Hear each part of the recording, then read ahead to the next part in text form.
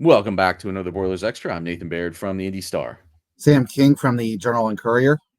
Obviously, we are in the wake of an historic loss for Purdue. Hope you saw our post-game podcast that is on YouTube. If not, I put those links out on Twitter. I'll try to keep getting those links out so people get in the habit of knowing where to find us for those post-game podcasts. They will be actually streamed live, so I'll try to get that link out ahead of time next week. After the game Saturday night, and people can join us live if you happen to be up that late, because it's going to be quite late in the morning. For those of you who will still be on the East Coast, I will be on the West Coast.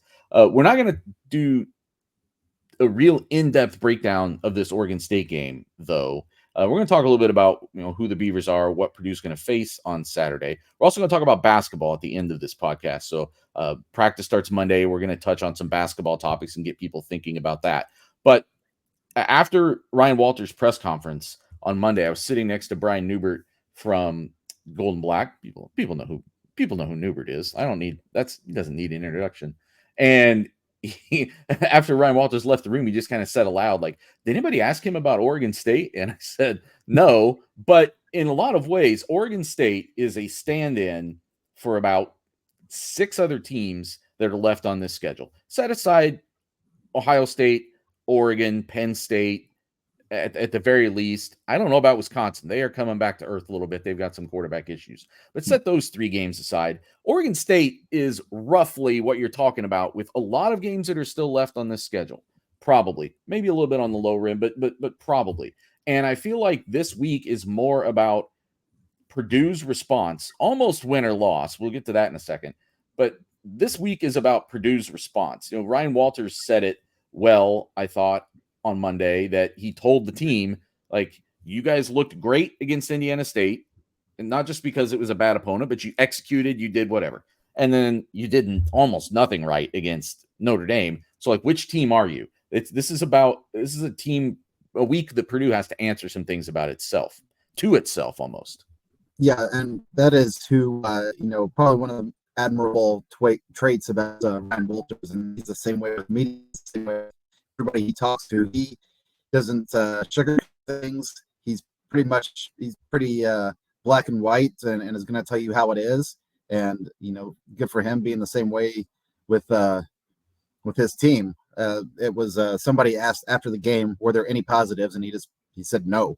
And after looking at it for a few days and rewatching the game, I said, well, they punted well, but they punted quite a bit. So it's, and he kind of laughed when I asked about it, after or on Monday. But nobody asked about Oregon State. We'll preface that by saying we speak to the coordinators both before we talked to Ryan Walters, and they were asked about Oregon State. We're not ignoring this game completely. But yeah, this is the opponent right now doesn't matter. I think this is more about Purdue than it is who Purdue's playing. Now, you do have to go 2,200 miles away, play a road game against a major conference opponent, kind of, I guess, and prove that you're not what your last outing showed that you are. And I wrote this after the Notre Dame game. Purdue's probably not as good as it looked against Indiana State, probably not as bad as it looked against Notre Dame, and the truth is somewhere in the middle. I think maybe that's what this game is. This is going to be these next 2 games, but right now, this Oregon State game on the road is going to tell us a lot about who Purdue is. I think, and I said this after the game, I believe. I say a lot of things after games, and I can't remember whether a microphone is rolling, recording when I say them sometimes.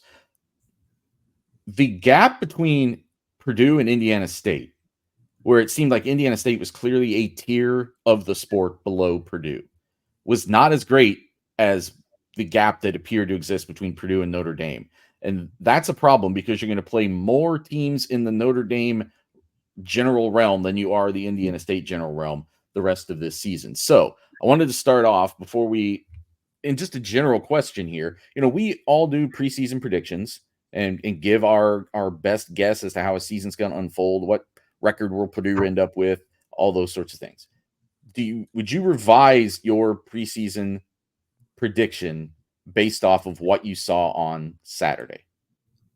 I did get a reader question in my email, and it was it said, will Purdue win another game? Pretty blunt. The people who picked Purdue 18th that we were all, criticizing just a few weeks ago. They look pretty smart right now if you just took the last outing.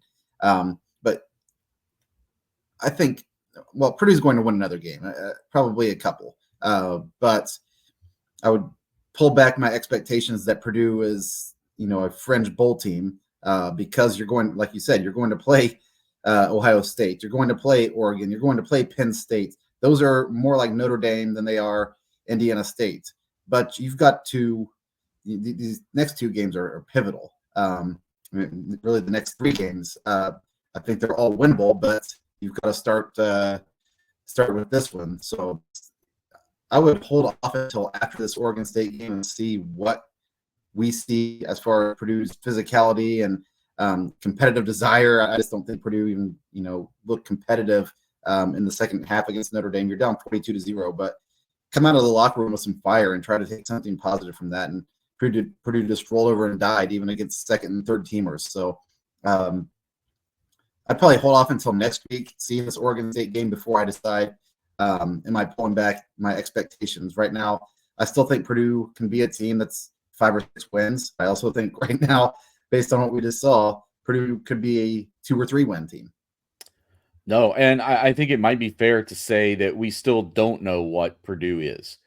Indiana State didn't tell us what Purdue is, and the completeness of that Notre Dame game, and I think the way that it got out of hand late at the end of the first half, it inflates everything after that. I do think it's fair to say that the way that second half went was in some ways just as, if not more, disheartening than the way the first half went. I mean, Ryan Walters said that he went in and told them at halftime, like, hey, nothing you can say about that, but now it's 0-0. And so that means they went out and lost 24-7 in the second half with their first string out there against a lot of not first string for Notre Dame. All those things are problematic. I was listening to a podcast called Kings of the North, a guy that I used to work with, Doug Lesmerises, longtime Ohio State beat writer, does that podcast now, kind of focusing on all of the northern teams in college football. And they had Jason Candle from Toledo on this week. Toledo that just went down to Mississippi State and won over the weekend. And he had this phrase where he was talking about the difference between he was talking about the impact that a win like that can have in recruiting, and the difference between being able to say something theoretically or being able to say something evidentiary, like having evidence of something. And right now everything that Purdue says that is good about it, I would argue, is theoretical still. Because as much as we tried to maybe say, oh, these flashes of things we saw against Indiana State are things that can carry forward, when they slammed into such a wall against Notre Dame, I kind of just erased that. So now I'm almost thinking of it as like a 10-game season that's going to play out here. And this week needs to be a week where Purdue shows some evidence of good things. I would also revise my prediction. I predicted 5-7, and I actually revised my prediction up by the end of preseason camp, which I think is a very kind of common thing to do. You start to maybe drink the Kool-Aid on a couple of things you're seeing. You don't have anything to compare it against. At least those of you who covered the team last year could compare it against what you saw last year. But in that context, and maybe you would disagree, but I think in that context, there were good things out there. You could say, oh, well, yes, this was this way last year, but now this looks like it could be better. Hudson Card looks sharper. Your offensive line looks like it's going to be more stable, things like that. So I picked 5-7, and I thought it was I could almost talk myself into like a soft 5-7. I think 5-7 might be the ceiling. Because I just when you lose as bad as you did against Notre Dame on both sides of the ball, and Notre Dame is clearly a team that has some issues of its own just the previous week, it makes me doubt that you're going to have the consistency to essentially run the table against all of the non-top 10 teams that you'll play the rest of the way. Yeah, and part of my reason for initially thinking Purdue could be a bowl team was based off of last season and what those of us who are around the team saw. I said this to Ryan Walters either on Saturday or on Monday. Last year, I thought Purdue played 12 games last year. I thought Purdue was competitive in 11 of those games. The Ohio State game was one of those ones that kind of got away, but it wasn't this bad. It was, and part of that was probably Ohio State stepping off the gas a little bit. But even though, the games against Michigan and some other teams on the schedule where you could tell there was a talent difference, I thought Purdue played hard, competed, and for 11 of those games really was a team that showed fight and belief in its head coach. And I never saw anything like this Notre Dame game where it was just kind of giving up and getting steamrolled, getting beat physically. I thought Purdue would have success against Notre Dame's offensive line because of the lack of experience there, and it didn't. Clearly Notre Dame did whatever it wanted to. It had Purdue out of position on defense quite a bit, which makes it kind of easy to block or makes it easy for your skill players to make plays. Now you're playing a team that's probably pretty even in terms of talent, and another team that wants to be physical and run it down your throat. Now it's about how do you respond, and if Purdue comes out of this 2-1 and plays very well, there's reason for optimism. If it doesn't, man, it's gonna, people are gonna be happy that basketball practice starts Monday, I think. Yeah.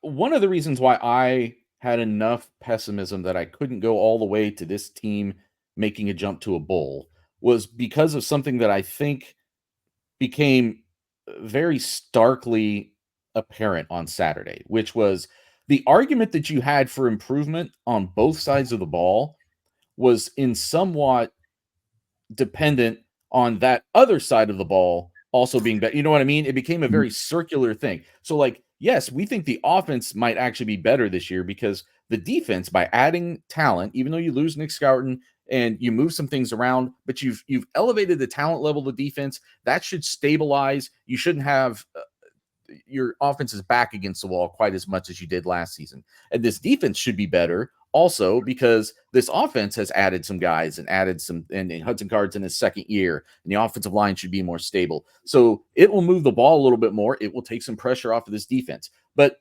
when that's true of both sides, that's a lot to bank on to expect it to just come through week after week after week after week, if it comes through at all. And it certainly, then neither of those things happened on Saturday. Both sides of the ball, it was just a beatdown. And it was especially a beatdown in some critical places. The third down performance in this game for both sides of the ball was, and I only charted it through the first half because the game was essentially over, obviously, at the end of the first half. But if either side of the ball had been able to perform better on third down, Purdue doesn't win this game, but we're not talking about a historic loss right here, right?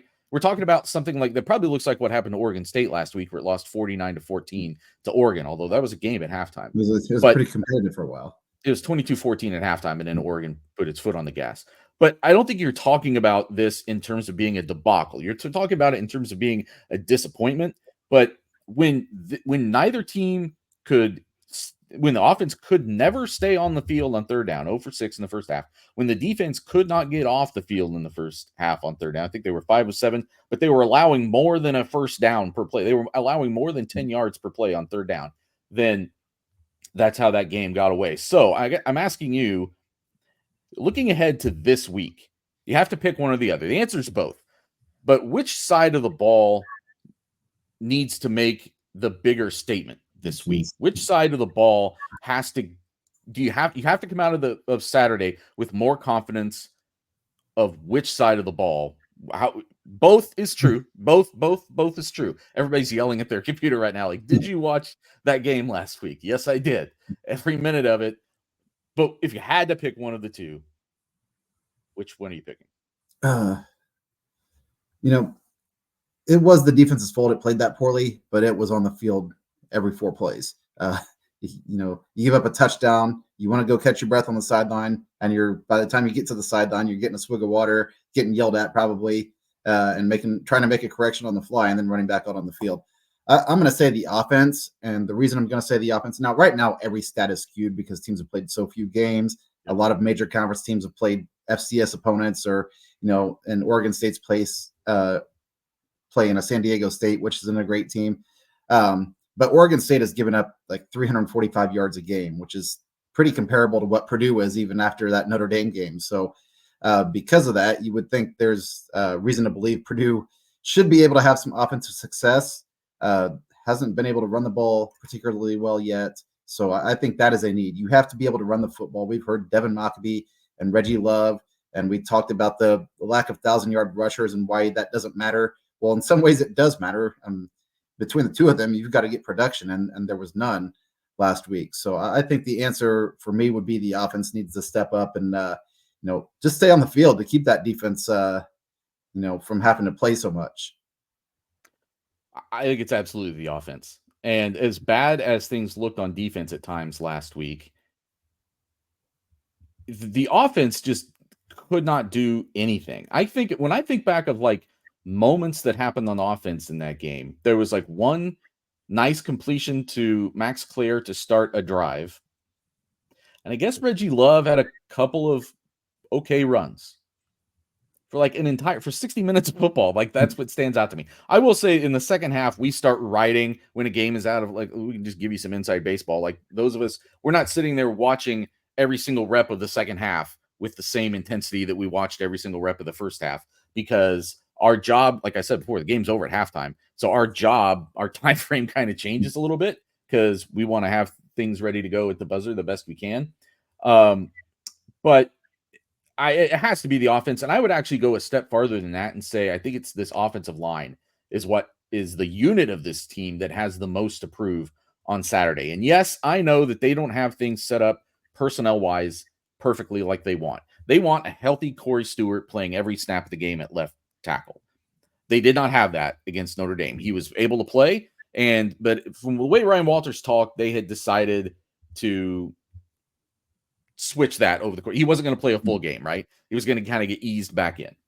And until they have him back and that stabilizes the other four positions, then there's probably going to be some volatility there against a team as good as Notre Dame. And I understand, okay, against Notre Dame, you were playing multiple future top 4-round NFL guys, probably. I don't think that's a case of Oregon State. And if you come out of Saturday and the coaches are coming in after Saturday's game in the wee hours of the Eastern Daylight Time morning, Eastern Standard Time, whatever we're on, and they're talking about how you just got bullied and beat around up front again, that I think portends a long season, because I don't know that there's an answer waiting at the next level that is so transformative. Maybe there's a guy here or there. Maybe someone like Joey Tanona is close enough to be able to unleash the talent that has been buried inside him for a while, but he had a long way to come back. I know they've got some younger guys that I think they like in the long run, but are those guys ready to play a Big Ten season? This offensive line needs to show up in Corvallis and shove some people around, not dominate a game necessarily, but definitely if it looks like you're getting beaten up front again on the offensive line, because it limits this supposedly solid running game that you have, and it gives Hudson Card no chance. And Hudson Card was very tough on himself after the game, and Graham Harrell was talking about some things that he needs to do better. I watched that now a few times. Like, what chance did Hudson Card really have? Just under constant attack. And I know there's people who are trying to come to me like, oh, it's in the play calling. Like, they got to find ways. I'm like, no, that offensive line just got waxed. And maybe, okay, you got waxed against Notre Dame, and to some extent, okay, they're just a different level, and now we recalibrate our expectations if that's what you want us to do. But guess what? I don't think Notre Dame's the best defense they're going to play this year either. No, and I mean, you're absolutely right on that line. I talked to Corey Stewart yesterday. He says he is 100% healthy, so sometimes I don't take these guys at their word, but he's going to say that. And the fact that he was allowed to speak to media probably says he is a guy that's going to be a part of this moving forward. So that's actually a good, more inside baseball note, that like when somebody isn't ready to play or it's iffy, they don't let them talk to us typically. Yeah. That's why we haven't talked to Nyland Green since the start of preseason camp. Right. So yeah, I think that you're getting close to Corey Stewart being a guy that you can count on quite a bit. Maybe you rotate a little bit this week, but I would expect him to play a lot more snaps. But Gus Hartwig, Marcus Bowe, these are guys that I thought before the season could be potential NFL draft picks. And if you go out there like that, that's not going to be the case. So these guys need to, kind of show what we saw last year at times, probably for Gus Hartwood, what we've seen for 4 years or 3.5, if you take away his injuries, and what's probably more of the physicality side from the Indiana State game. Again, the talent between Indiana State and Notre Dame is significant, obviously, but what the coaches talked about was the schemes and the techniques, and all of that stuff seemed to be there for Indiana State as you coach it on the other side of the field. And then for Notre Dame, all those techniques and the small things that make a difference weren't there. So that offensive line has to do a much better job. Like I said, the run game has to be a part of this thing. If Hudson Card's going to be successful, you have to be able to run the football. So here's a question that I got from a reader. This is from Andy. It says, feels like confidence in the program could be dwindling some after last week. Do you think so, Andy? Do you think it might be dwindling? Now, and I'm not sure, though, with that question, is he asking confidence from the fan base or confidence internally? And I thought that was a really, not to step on his question here, but I thought that was a big part of the narrative this week was, okay, fans have the luxury of, and in the media, I'm not taking us out of this because we absolutely do it. Like, we have the luxury of overreacting. We can come out of one game and say, oh, absolutely. Like, this definitely changes how I feel about the next 10 games and what's going to happen in each of those 10 games and how good this team can compete. But inside that building, they can't stop and think about that at all. They have to try to ramp their confidence back up. And some of the comments that you heard from the coaching staff this week was they were very blunt about what happened Saturday. They were very blunt and confronted it on Sunday. And then by Monday, you have to start reminding these guys that they're good football players and that they can win other games. So anyway, confidence in the program could be dwindling some after last week. Does a win this week bounce that back, or is this a few weeks wait and see kind of thing? And I think that's a fair question because I don't think fans right now trust what they've seen. Indiana State was a domination for the most part. It was not as much as they got dominated by Notre Dame, though. So I definitely think that Purdue can show a lot this week if it goes to Oregon State and wins somehow. But let's just remember, last year, Purdue went to Virginia Tech in adverse circumstances and won. And kind of a similar situation, probably similar tier of talent for those two programs. Power Conference road game.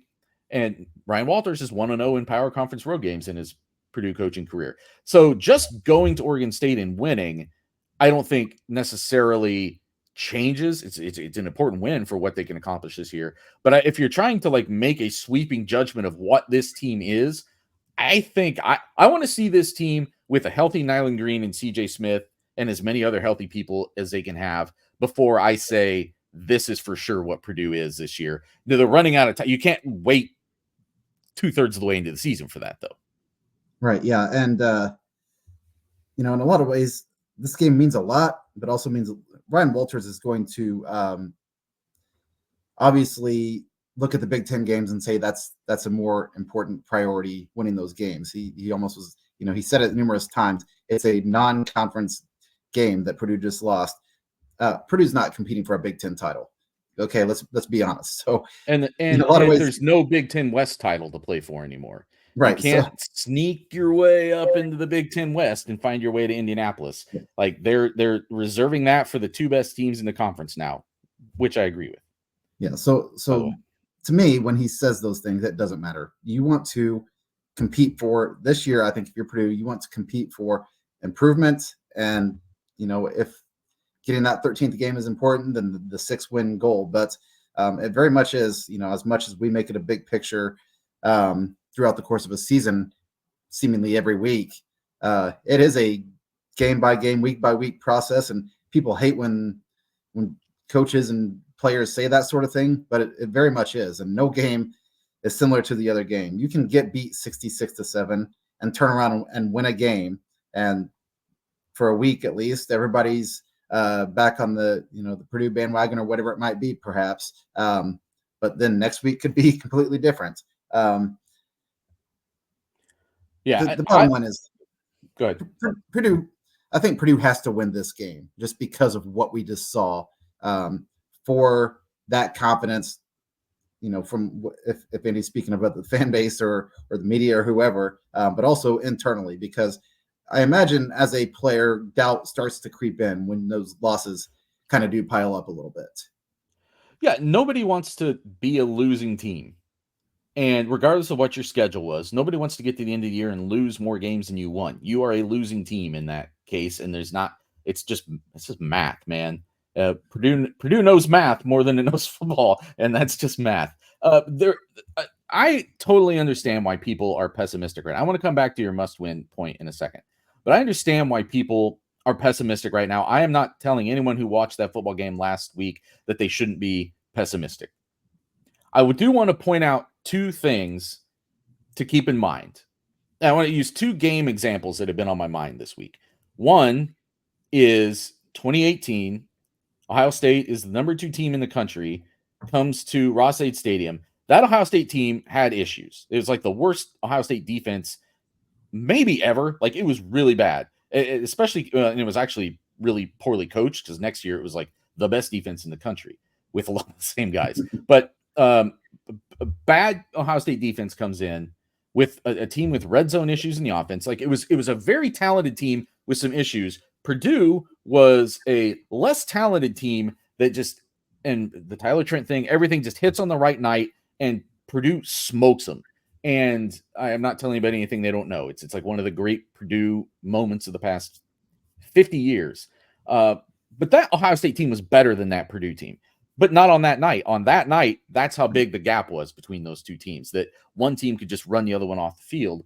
And the same thing happened to Ohio State the year before against an Iowa team that it was more talented than, but just hit it on the wrong night. So I'm not saying that this Purdue team is that Ohio State team and Notre Dame was Purdue, but I am saying that sometimes circumstances blow open the gap between two teams bigger than it is. The other thing I'll remind people is, you have a very recent example of what a team that has just taken a shot to its pride can respond to do the next week. And it's what Notre Dame did to Purdue last week. Like, Notre Dame lost at home to Northern Illinois. I was joking with someone at Purdue this week who was kind of talking about that. And I was like, well, yeah, at least you guys can say, well, we lost to Notre Dame. Like, Notre Dame doesn't get to say that. They have to say, well, we lost to Northern Illinois. And Purdue lost to a team that was ranked in the top 5 at the start of this year, a team that everybody before that Northern Illinois game, it was like, well, this team's in the playoffs. Who are the other 11 playoff teams? Notre Dame's got one of them. And a lot of what you saw, I think, on the field that week, last week, yes, the execution was poor for Purdue, but you also saw a team in Notre Dame that played with a conviction from the start of that game that it was fit. That was a must win. That was a must-win game. Like, Notre Dame could not lose that game. Purdue can lose at Oregon State to some extent and still have the season it was already going to have. That was not, Notre Dame had to win at Purdue. Its back was against the wall in a lot of ways last week. So that's two things I would just keep in mind this week as if you feel yourself start to, because of the magnitude of that loss, write off the next 10 games. I understand your pessimism.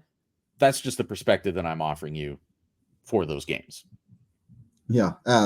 And I don't know if it translates, but what last basketball season was for Purdue very much was a product of losing to a 16 seed the year before. So yeah, that's stretching. Exactly. It's what a team does when it's been humiliated. Yeah. So when it feels that embarrassed. So I want to follow up though on your question on what you said about. So I don't know if I would call the Oregon State game a must-win. My initial thought is that one of the next two is a must-win. That either you have to win at Oregon State, or when Nebraska comes here in 2 weeks, you have to win that game. But because of I am starting to maybe see it from your perspective, because I think Nebraska is a lot better than Oregon State. And I want to run through some Oregon State numbers real fast. And because, again, I don't think we need a deep scattering report on them. This is really more about where Purdue is right now. But Oregon State's 2-1. They beat Idaho State 38-15. So that's their lower division game that they've won. They did not dominate that game, I would argue, the way that Ohio State or Purdue dominated Indiana State. They won 21-0 at San Diego State. So that helps. They've got a road group of 5 win. San Diego State was 4-8 last year, sending Brady Hoke off into the sunset. They're not special. So they win that game 21-0, and then they lose 49-14 to Oregon. They're only down 22-14 at halftime, and then the more talented team just puts its foot on the gas and pulls away. Two numbers to throw out there. Oregon State is 86th nationally right now in yards per play, and I feel like their numbers are a little bit more indicative of what they truly are because they've played 3 games. They've played a group of 5 and a big-time team.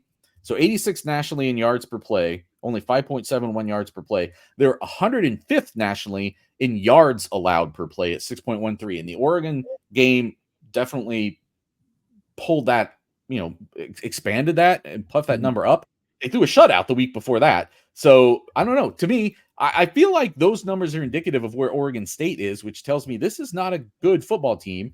And to me, the reason why I would start to think of this as a must win is when you see a vulnerable opponent of the same level of football that you are, you have to go take them out. But that's exactly what Oregon State's thinking this week. Yeah, I'm sure, a lot of people, it wasn't just us who thought Purdue was going to be competitive against Notre Dame based off what we had seen the week before from Notre Dame. And, sure enough, Notre Dame responded, and Purdue probably had some overconfidence from its first game. Whether the week off hurt or helped, obviously didn't help Purdue, but there was a lot of circumstances. And I wrote this earlier this week. It was the best thing for Purdue to do right now is get on a plane, travel 2,000 plus miles away on a Thursday, get acclimated to a new environment, go sit in a hotel, go out to dinner with your teammates, things of that sort, and get away from what's been the norm now since the beginning of August. And I know that when Purdue has home games, they stay in a hotel the night before and try to make it, an ordeal. But it's completely different when you go on the road, especially when you're there multiple days. You're adjusting to a new time zone. You're going to play a night game, which is, I guess, early evening game for Oregon State. But the biggest thing is Purdue just looked bad on defense, and Oregon State is a team that likes to run the ball, has a quarterback who can run, has 2 running backs it relies on, averages, I think, 5+ yards per carry on 47 attempts a game. So there's evidence there that the Oregon State likes to be physical and run the ball down your throat, and Purdue did not perform well against a team that just did that to them. So the Boilermakers, I think, definitely have to show some resolve here against the team that, because what we said last week was Notre Dame field. You have to make Riley Leonard throw the ball downfield. Purdue didn't do that. And it makes it pretty easy to win a game when you're letting the team, or not letting the team, when the team is able to do what it wants to do against your defense. Yeah, and there are some ways that I think Oregon State is an especially interesting opponent coming out of that loss and the way that loss played out, especially as it relates to defense for Purdue's defense. So, like I said, 86 nationally in yards per play. This is a running team. Their quarterback, Giovanni McCoy, he has not yet been intercepted in 70 attempts through 3 games. So he takes care of the ball, but he's not this is not a passing game playmaking. He's not taking a big risk here. Yeah, they're averaging less than 7 yards per attempt. This is not a high flying passing offense. He is averaging 6.2 yards. It's only been 9 carries, but he's got some mobility back there. They don't run him a lot. But after what you saw Riley Leonard do to Purdue, you have to be terrified of mobile quarterbacks right now until Purdue gives you reason otherwise. Then they got 2 running backs, Anthony Hankerson and Jam Griffin. That's a great name. And they're averaging about 5.6 yards a carry, the 2 of them. They basically share the load, kind of like what Purdue has, and combined for 8 touchdowns. It's very much a team that has vulnerabilities on its own defense, but what it does offensively is going to challenge the things that Purdue did worst on Saturday. Now, against Notre Dame. Now, the one thing that I think Purdue would maybe argue is that it wasn't so much that they just fundamentally had some issues in that game that if you correct them, they have the players to make the plays. I just think the extent of the fundamental issues makes you very skeptical as to whether or not they're going to be able to stop another team that can run the ball. They just simply looked like they could not set the edge. They were not coming up to the line of scrimmage and making plays. I think there probably have to be, as much as they want to say, hey, we've seen this team, we've seen ourselves in practice do this the right way. We saw ourselves do it against Indiana State the right way. I get it. But there had to be some schematic adjustments or something this week, because I think Oregon State, and I thought Dylan Thieneman said it well when we talked to him on Tuesday. I think he was the one that said it, was we know that the big plays that Notre Dame hit on, teams are going to try to do that to us every week now. Like, we've been exposed. We've got to be ready for that. And I'm sure that's exactly what Oregon State's going to try to do. Yeah. And, something else I thought that Thieneman said that kind of stuck out was he went up before the defense. This is a sophomore. Now, he's a really good football player and expects to be a leader and a sure-handed tackler and all of that. But he went up in front of the defense and said, hey, I wasn't very good. Apologized to the defense. But it wasn't just Dylan Thieneman. I mean, it was whoever was on that side of the ball. Nobody was immune to being criticized for poor play last Saturday. But what you do in that scenario is, and I thought Purdue, at least what it sounds like, has done very well, is Purdue owned what happened, said, listen, it happened. We got to correct it or it's going to happen again. It wasn't like Purdue went out there and made excuses or anything like that. I thought Ryan Walters was very to the point after the game. The two players who were brought in after that Notre Dame game were very much to the point. And then the players we talked to this week, at least early in the week, talked about it like, hey, it happened. We own it. But also seemed to have moved on. And by Tuesday, it was, yes, you have to own it and learn from it. But also, if we're so focused on what happened at Notre Dame that we're not focusing on Oregon State, then we're in trouble. So let's make a prediction. We make our predictions each week on this. Sam, I'll let you go first. Who's going to win this game on Saturday? I went back and forth on this, and probably because I felt like an idiot picking Purdue to win last week after what happened. But I try not to take the 2 weeks that we just saw into consideration here, because I think they're just two totally different elements of football, and don't factor into this a whole lot. I think that Purdue's going to respond, because part of that is probably what we talk about, where you start drinking the Kool-Aid and you're talking to Purdue players and Purdue coaches all the time. But it seems like Purdue has approached this the right way. I think Purdue responds and probably wins a low-scoring game, probably in the low 20s, a 24-20 type of game out there. So prior to the season, I picked this 28-24 Purdue. And that was in part, though, based on thinking this was a team that was going to compete with Notre Dame into the fourth quarter. Still lose by a couple touchdowns, but at least show that it was, if Notre Dame's an A, then Purdue's a C+. Well, that was not a C+ on Saturday. And now to expect a team coming off of that, yes, they have sort of the pride challenge that they can fall back on the same way Notre Dame did, but so does Oregon State. Just was in a position to beat Oregon or challenge into the fourth quarter against Oregon, and that game got lopsided on them in the second half. So now you've got that whole mental side of things. You've got a team that is playing at home that is trying to prove that it was as good as it showed in the first half and that it can finish off a game.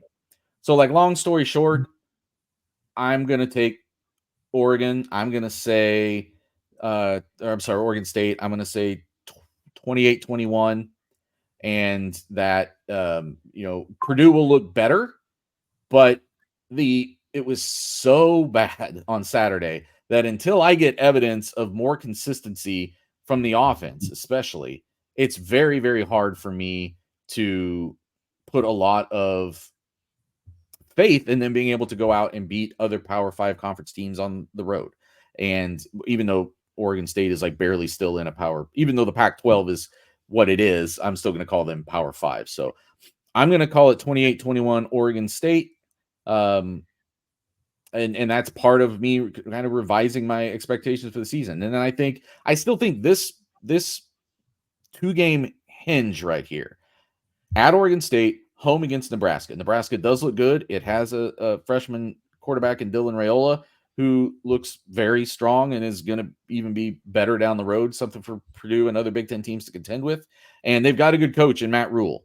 So they're going to have all those things going for them. The gap between those two teams was in Nebraska's favor last year. So if you lose this game, now you're the one that has to pull a pretty big upset, I think, against Nebraska at home. The dynamic of that game has changed a little bit since last year. I still think, though, if you come out of this stretch 2-2, it looks so different than trying to be 1-3 going on the road at Wisconsin.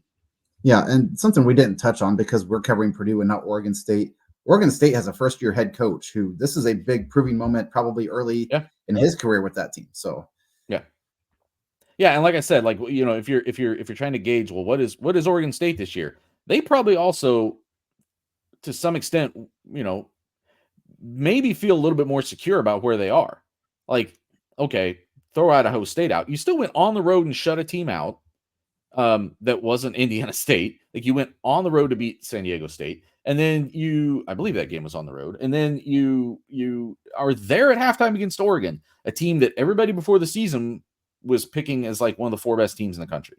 So this is probably a team that, even though it lost last week, was probably starting the week with a higher baseline of confidence than Purdue was. And does that factor into that game Saturday? Or, kind of going back to what we were saying before, does Purdue sort of rally around a rough moment and push forward and summon something on Saturday to get its season back on track?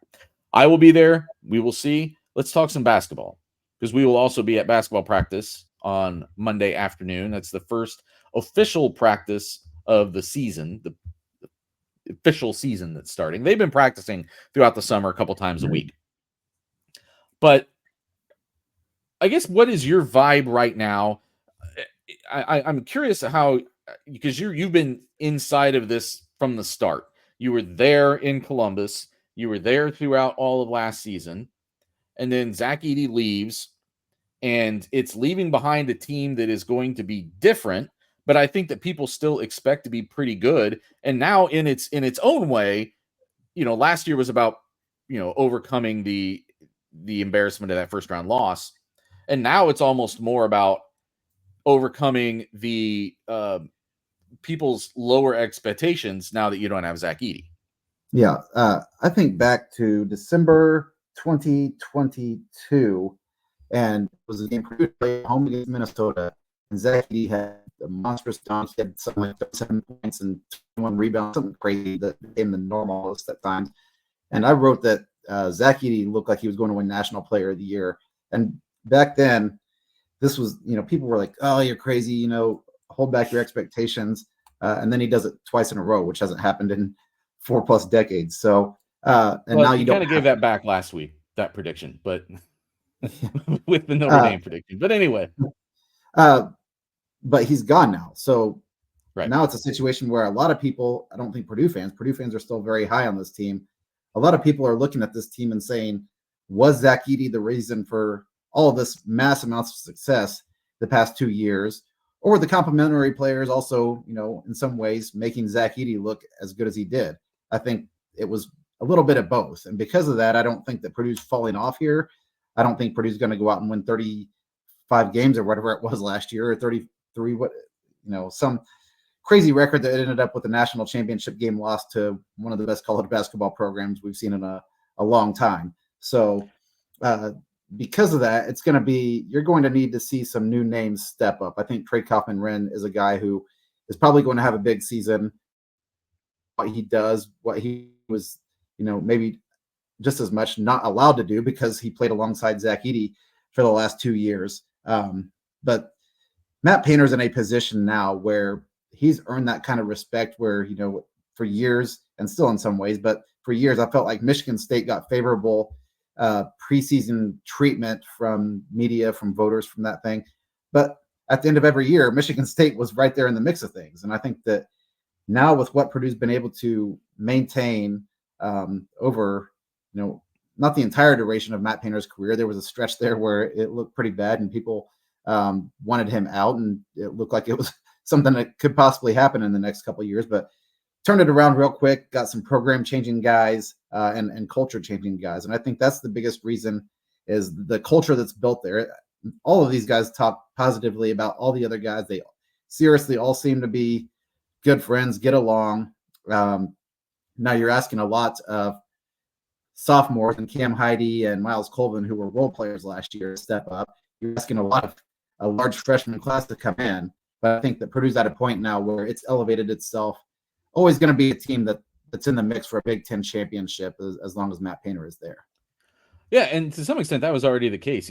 When I took this job, one of the things I was telling people about covering Purdue basketball was it's going to be refreshing to now cover what is just one of the 10 best programs in the country right now, 10 or 12, and like with no qualifiers. It's like not one of the best that's never been to a Final Four in 2 generations, not one of the best that has or hasn't done this. It's like that's how good they are now. And now they've got the national championship game appearance that sort of validates that if you're trying to just describe what this program is. I think absolutely Zach Edey is why this team was national championship caliber last year. That's just, you had a transformational player. You had a guy who was like the best version of everything Matt Painter had been building for 15 years or whatever. So I don't think there's any reason not to say that. But I also think what's really intriguing about this team is I feel like there's just less certainty about what this is going to look like this year. And I think that's going to be fun. I think it's going to be a fun team to watch because I think the baseline of winning is still going to be pretty high. You're going to get to watch a team sort of figure out what it is and how to best utilize what it is. Because, okay, so you mentioned Trey Kaufman-Renn. Trey Kaufman-Renn is not going to do what Zach Edey did. He can't. He's 7 inches shorter. He's just a different human being. Like, he cannot do what Zach Edey did.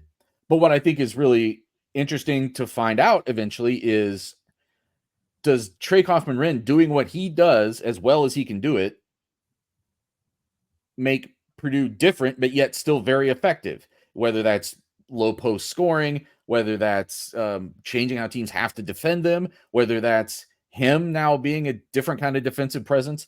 And then when he slides over to the 4, does someone like Daniel Jacobson come along fast enough that he is a different presence than Zach Edey is under the basket? Because Edey could be a wall down there, but he wasn't as mobile, and he wasn't I don't think he has that high of a ceiling as far as being a rim protector and those sorts of things. I think Jacobson maybe has some more attributes that he can use down there. So I don't know if those will be fully formed this season, but I think you see what I'm saying. Like this team starts to change shape, but I think it could still be very effective at a lot of things. The end result could still be pretty good. It's just going to look different in how they get there. Yeah, very much so. And now this is Braden Smith's team. Not that it wasn't before. He's very vocal. He gets on guys. I mean, you see him every game almost where he's yelling at somebody for not cutting, or, he really took control of that team as a freshman point guard 2 years ago. And now he's a guy that a lot's going to be counted on because he is a first team all Big Ten player. He, was in the talk of the All-American teams last year. And we're going to find out really quick how much of that was a byproduct of playing that pick and roll game with Edey. But I think he's a really talented player that hasn't fully been unleashed yet, because when you have a 7'4" guy that scores 65% of the time he takes a shot, you're going to throw it in and get the easy 2 points more often than not. So you're right. It's going to look a lot different how Purdue gets to that end result. But I think Purdue can be a team, if everything goes right, injuries and all that too, knock on wood, at the end of the year, that's a top 3 seed in the NCAA tournament. Now that's a long way away. But I think that the right mix of players, the right culture is obviously in place. The right mix of players is there to do that. It's just going to look a little bit different than it did mostly the past 2 years, because 3 years ago you were splitting time with 2 centers. And before that, Zach Edey was really a project as a freshman. So it is going to be interesting to see. Now Purdue could go, 20-12, or I don't know how many games they have on the schedule. We'll find out what the actual schedule is later today when the Big Ten schedules are released. But It could be a 20 to 25 win team and still be really fun to watch. Last year, and going back to Brian Newbert, I think there was a conversation we had last year where we were just like, we don't know what to write anymore about this team because every game there's no adversity. Purdue goes out, waxes its opponent. It's the same 3 or 4 different guys that are stepping up and having big games. It was almost like when Cam Heide went 7 for 7 and had 18 points against Rutgers. We're like, oh, thank the Lord we have something else to write about right now. But I think it's going to be a lot more highs and lows and kind of riding that wave throughout a season. Yeah, first of all, let's say, okay, we've met our Newbert quota. Like let's keep noob out of our mouths for here. at least well into basketball season. No,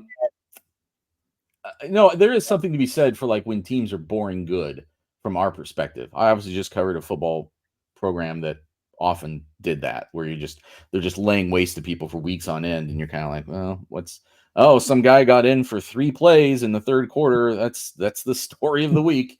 The guy then is never heard of again. So yeah, I just think like this season is going to be there's an organic thing that could play out here over the next several. I think you looked at last season going into last year with so many guys back. I was talking to Kaufman, Wren, and Smith about this when I stopped by practice last week, about how at this time last year they had most of that team back that had already been a 1 seed and a Big Ten champion. They had been to Toronto over the summer for the exhibition stuff that they did, right? And they went to Europe, and then they played a game in Toronto, right, in the non-conference. Right. And that, so they felt like, I think you started the season last year with a reasonable expectation of just about how every matchup might play out for an entire season until they got in the NCAA tournament, maybe. But this year, I think there's a lot more, how do they match up with various teams? And actually, they're going to have maybe some more interesting matchup options. This is an interesting season from a coaching perspective. How do those guys, Terry Johnson and Paul Lusk leading the defense. You've got PJ Thompson and Sasha Stefanovic doing stuff with the offense. Brandon Buttram bringing this someone like Daniel Jacobson along. Not Brandon Buttram, Brandon Brantley. I have an old friend named Brandon Buttram. I used to do that all the time. Brandon Brantley working with the guys in the post. So I'm really curious what this season is going to look like, because again, I think the expectation of a reasonably high floor is always going to be there now with Purdue. I think you think of them as being, like when it really drops off, maybe this is like a 5 seed. When they really stumble, that seems like that's a reasonable baseline that they have more or less set. So how does it come together? Not just between now and whenever that first game is, but now and the start of Big Ten play, now and the end of Big Ten play, when NCAA tournament time. How has this team evolved and grown and adapted? I think it's going to be a lot of fun to watch, and I hope fans have that same fun, because I think it can be, to some extent, football, it's like a referendum on your team each week. It's not the case in basketball. You get to stub your toe in basketball. You get to go on the road and lose to Nebraska or Rutgers or whatever happened last year, and you're still right there within grasp of the national championship at the end. And it's just a completely different animal. And I hope fans go into this season maybe with the same healthy perspective of a loss is just going to be something that tells you something new about what this team might do the next week, not something that careens this team off course from something. Who are you, like, as you're waiting to watch Monday and watch how the season starts, who are you maybe the most curious about whether or not there's a jump coming, or whether there's a breakthrough coming that adds something to this team that we don't already know about it right now? I'm going to cheat and pick 2 guys, and it's the 2 guys I mentioned earlier, the sophomores, Cam Heide and Miles Colvin, because they're both athletic freaks. In every dunk in the book, they'd win an NBA dunk contest probably if they enter it. But also shooters and very good athletes. They offer something with their length, I think, if they develop in that regard. But they were role players last year. It's easy to look good when you come in and play 3 or 4 minutes hit a couple threes, and then you go back to the bench, and you get the first team back out there. They're going to have expanded roles, so I'm interested to see how they adjust to having bigger roles, because I think they're both big time players who have been sold on, come here and wait your time, and when it's your time, you're going to flourish. So now that time is here. Yeah, Colvin was maybe the first name that's going to come off my tongue, just because I saw him at practice last week doing some of those athletic things. Like, you definitely saw him ripping a couple of those dunks off. I'm really curious that an important jump between sometimes your freshman and sophomore year is how effective are you when things aren't going well offensively? Because I think when you're a freshman, that can sometimes be, if shots aren't falling, it has a chance to carry over to the defensive side of the ball or other aspects of your game, just from a mental standpoint. I don't think anybody would necessarily slam a guy for that being the case. I think that's just sort of part of being a freshman and learning how to compete at a level at this level. But so if that's a thing that he, and I guess Heidi to another extent too, like on those nights where it's not happening, shots aren't falling, what else are you doing to affect a game?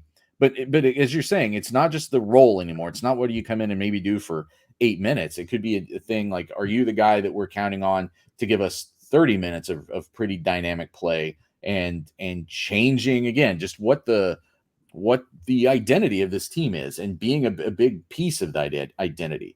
Because last year, the last 2, 3, 4 years, this team had, I thought, a very fixed identity. Certainly the last 2 years, Zach Edey was the identity around which this team was built. And now that you take that out, the identity sort of becomes again, and to say, you could argue that this was the case even with Edey, because like I said before, it was maybe just the best, it was just the perfection of what Matt Painter had been building towards. So now, is your culture, is the system still the identity? And now you just tweak it. Now you're just making these marginal alterations, but the end result is still the same. Yeah, and the thing that probably helps is the continuity on the coaching staff. Paul Lusk was here before, came back, probably a better coach because he'd been a head coach, and then he'd gone to Creighton and got away from this and then come back. Terry Johnson's a guy that has head coaching aspirations, but these guys are stuck around and, kind of off point. But I think this is very telling about the culture of Purdue, and it goes to the development of Zach Edey over his Purdue career, because every time I would talk to Zach about it, he would credit Brandon Brantley for sticking around for the long hours where, he'd have to call his wife and say, hey, I'm not coming home for dinner. I'm going to work in the gym because Zach wants to get some extra shots up. If you talk to Brandon Brantley about the same exact thing, he's saying Zach Edey wanted to get shots up and wouldn't leave the gym. And, I'm not going to tell him, no, we're not going to work when he wants to.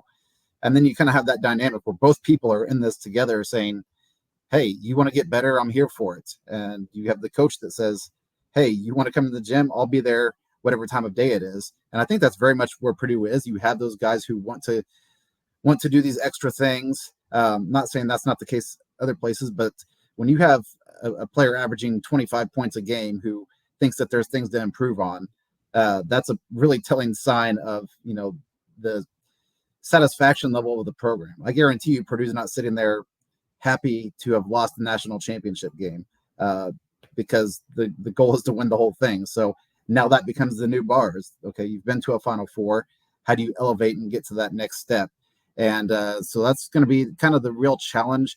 I don't want to, put that kind of an expectation on a team this year, but I think you've got a 2-year window here with this group, that's a possibility. And well, listen, I mean, but they're also still the 2-time defending Big Ten champion. I think that's what is your first thing. Like, someone's got to come take that away from them. And I think, just from, again, the conversations you're having around this team, pretty confident group of guys from what I can tell, because they know what they've accomplished. They know what individually each one of them has proven. And now it's just a matter of, like I said, kind of just putting it together in a new package and still putting it out on the court and still being able to call yourself one of the best teams in the country. And like I said, just putting up a fight, making someone, if someone else is going to win the Big Ten, make them have to come take it from you. I think that's going to be an interesting thing to watch play out. So that starts Monday. I'll be there at Mackey Arena. I think Sam will too on Monday after football practice. They go right into basketball practice and really getting that season kicked off. And then Big Ten Media Days in Chicago are a week after that. So things are really coming up here to where football is going to crash into basketball, and we'll be here for that. So for Sam King, I'm Nathan Baird. Come back Saturday after the game for a post-game Boilers Extra.